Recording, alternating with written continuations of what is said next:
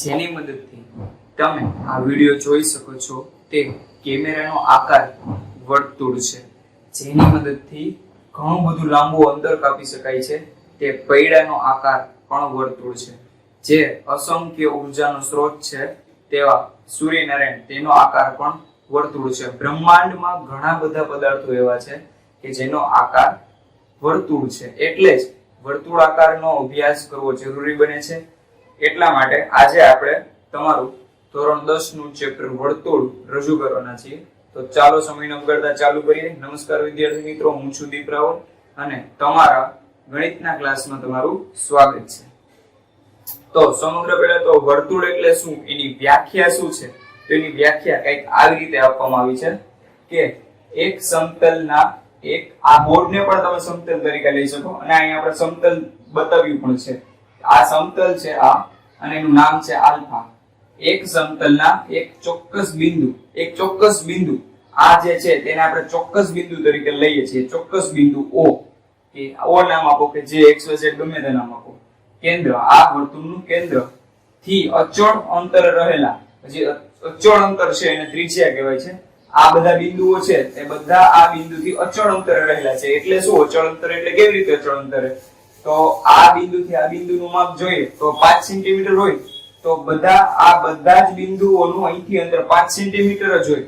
આ તો ઉદાહરણ તરીકે 5 લીધું. જો 10 તો બધાનું 10 જ હોય. એવી રીતે કે કોઈ પણ કેન્દ્રથી 10 સેન્ટીમીટર અંતરે આવેલા બિંદુઓનો ગણ એટલે વર્તુળ. આ વર્તુળની પ્રાથમિક વ્યાખ્યા જે કહેવાય છે તે આ વર્તુળની વ્યાખ્યા છે. આ બિંદુથી લઈ આ બધા જ બિંદુઓને જોડતા જે આકૃતિ બને છે તેને વર્તુળ કહેવાય છે.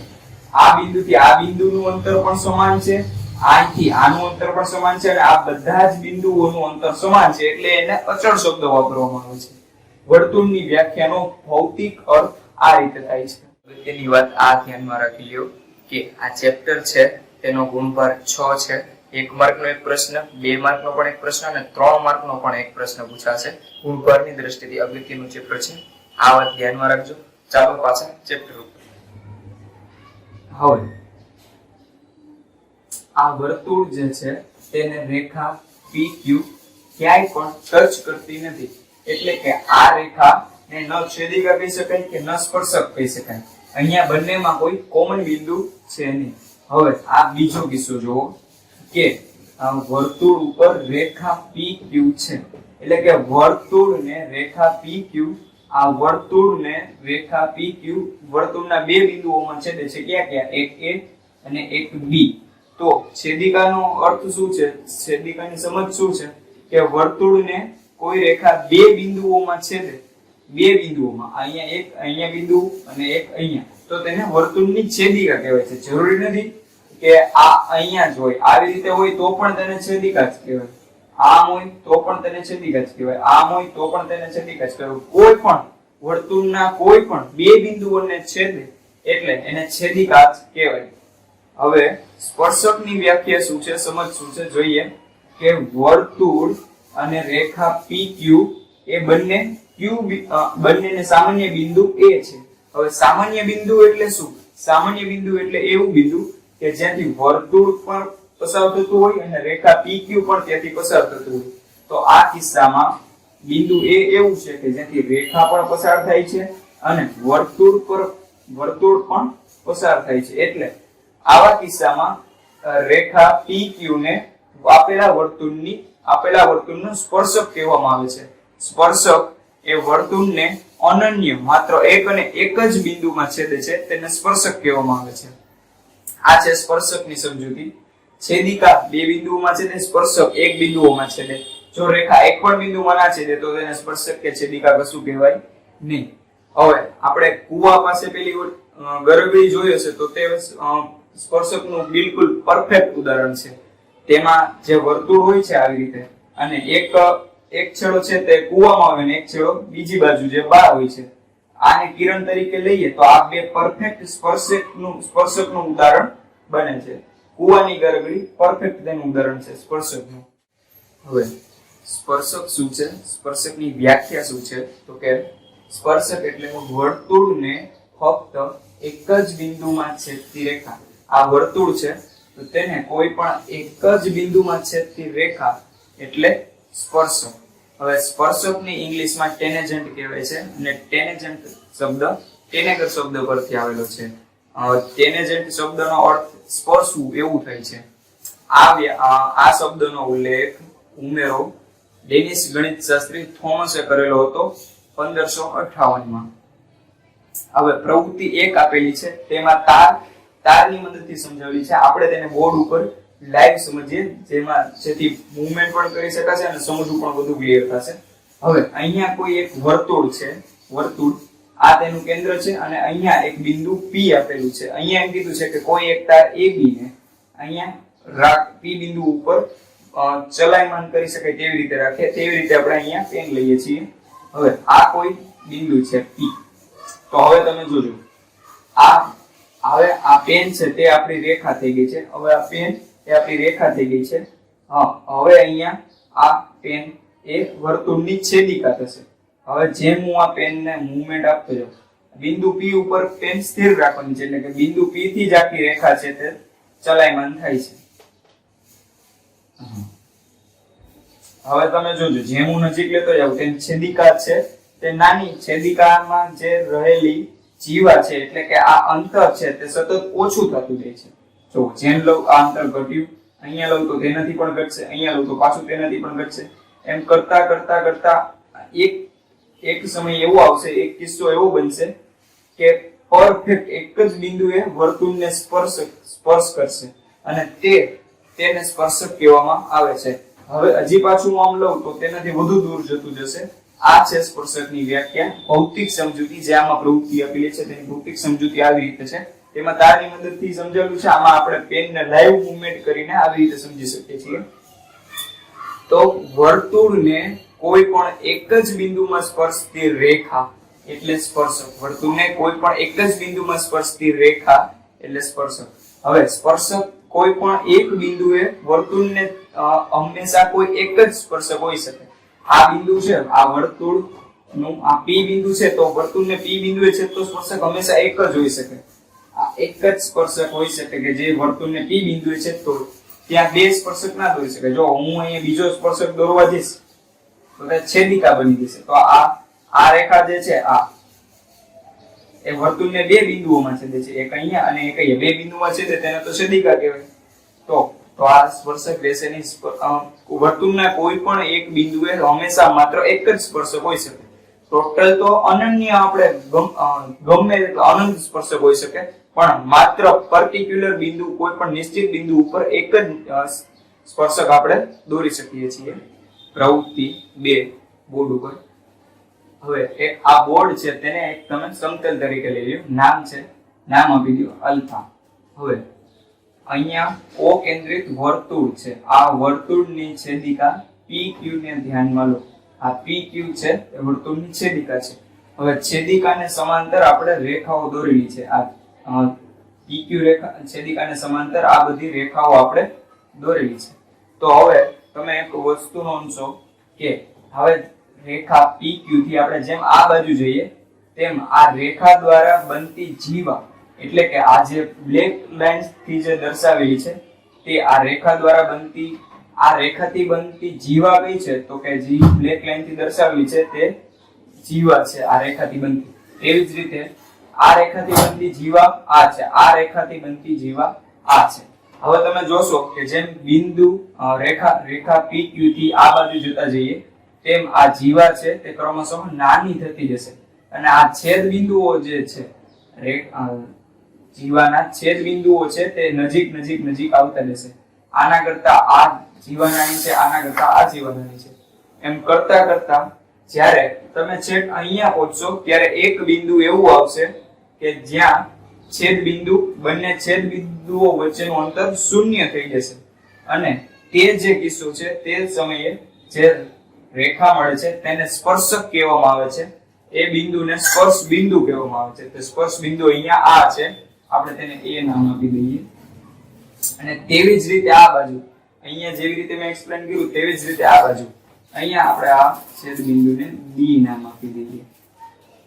પાછું એકવાર કે વર્તુળની છેદિકા PQ છે તેને સમાંતર આપણે રેખાઓ દોરેલી છે. આ રેખા આને PQ ને સમાંતર છે.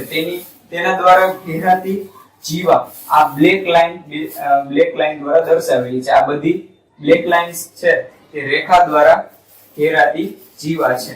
તો હવે જે આ રેખા દ્વારા આ જે જીવા ઘેરાયેલી છે તે આમ જાવ તેમ તેનું અંતર ઘટતું જાય છે અને આ છેદ બિંદુઓ છે જે આ અને આ એ ક્રમશઃ નજીક આવતા જાય છે. તેમની વચ્ચેનું અંતર ક્રમશઃ ઓછું થતું જાય છે. તો અહીંયા તમે B પાસે પહોંચશો તો આ જે છેદ બિંદુઓ છે તેમનું વચ્ચેનું અંતર શૂન્ય થઈ જશે અને એક જ બિંદુ મળશે અને ત્યારે જે સમાંતર રેખા છે તે PQ તે સ્પર્શક બને છે. આ પ્રવૃત્તિથી બીજી વસ્તુ કઈ ફલિત થાય છે તો કે વર્તુળને આપેલી છેદિકાને સમાંતર હોય, આપેલા વર્તુળની છેદિકા એટલે PQ ને સમાંતર હોય તેવા બે જ સ્પર્શક દોરી શકાય. આ કિસ્સો તમારી સામે જ છે. તો કે આ વર્તુળ છે તેની છેદિકા PQ અને હવે આને સમાંતર હોય તેવા સ્પર્શક ક્યાં ક્યાં છે તો કે P' કે Q' અને P' કે Q'. આ બે જ એવા સ્પર્શકો દોરી શકાય કે જે PQ ને સમાંતર પણ હોય અને સ્પર્શક પણ હોય. તો તેવો કિસ્સામાં આપણે બે જ સ્પર્શકો દોરી શકીએ છીએ. હવે આ જે બ્લેક લાઈન છે તે રસ્તો છે અને આ પૈડું છે. આપણે સાયકલ કે લારીનું પૈડું હોય તો તેમાં જે આરાઓ હોય છે તે તમે જોયેલા હશે. તે આરાઓ આપણે અહીંયા દર્શાવેલા છે. હવે આ સમજી લો કે આ એક આરો છે તો પૈડું જેમ કરે તેમ આરાઓ પણ ફરતા હોય છે. તો ફરતા જ્યારે આરા રસ્તાઓને સ્પર્શ કરે ત્યારે જે અહીંયા ખૂણો બનતો હોય છે તે હંમેશા 90 ડિગ્રી હોય છે, હંમેશા 90 નો હોય છે. આ હંમેશા કાટકોણ બનશે. આ વસ્તુ ધ્યાનમાં લેવાની છે તમારે. આના ઉપર આગળનો પ્રમેય આવશે.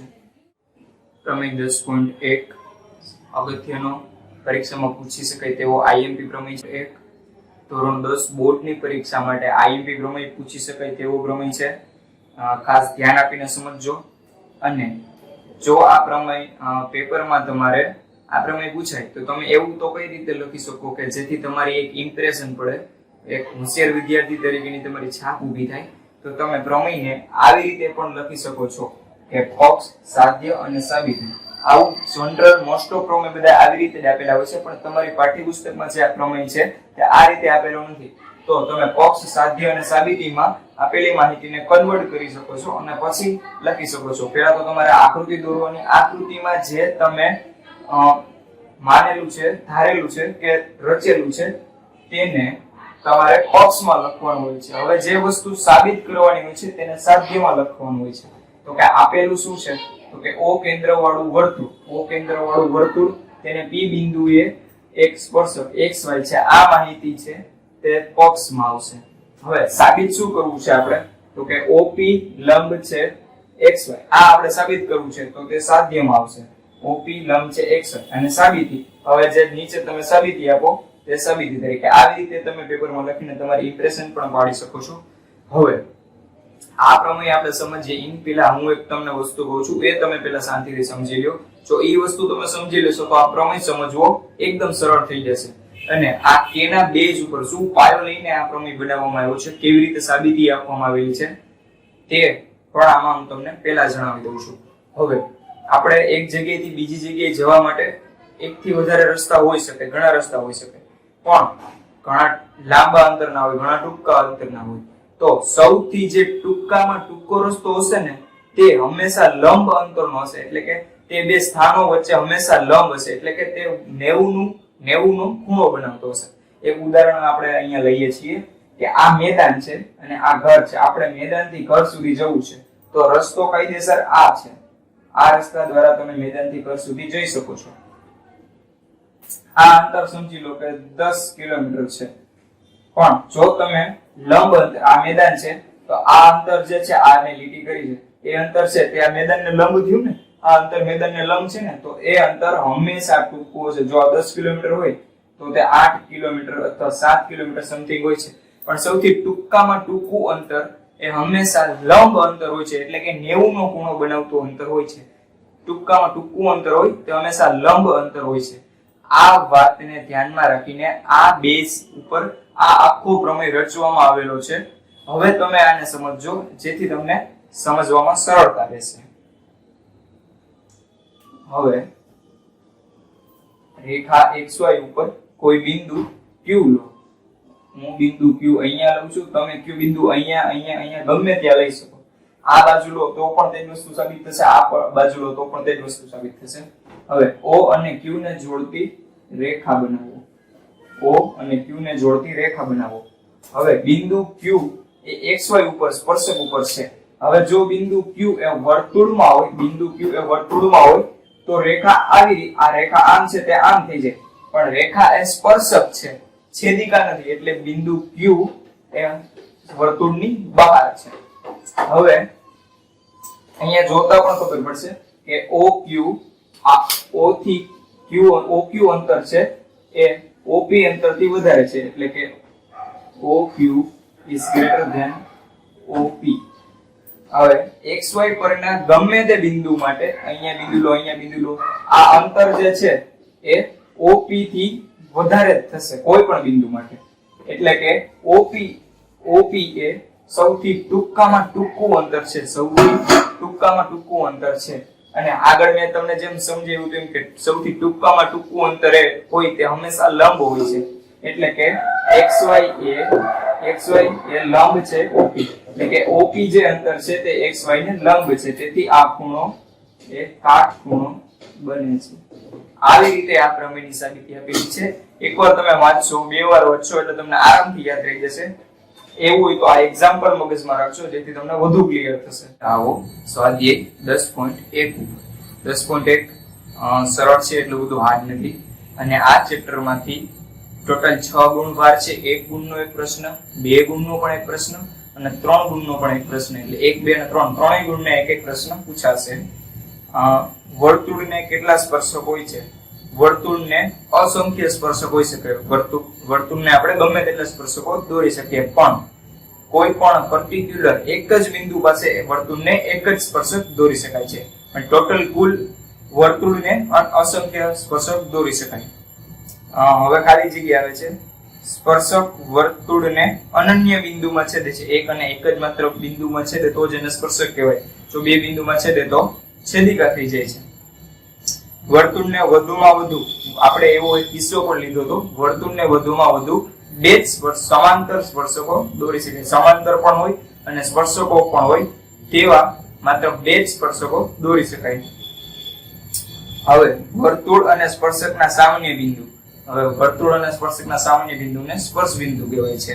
હવે એક દાખલો આવે છે કે 5 સેમી ત્રિજ્યા, આ 5 સેમી ત્રિજ્યા 5 સેમી ત્રિજ્યાવાળા વર્તુળના બિંદુ P આગળ દોરેલ સ્પર્શક PQ છે અને કેન્દ્ર O માંથી પસાર થતી રેખા Q બિંદુ એ છેદે છે.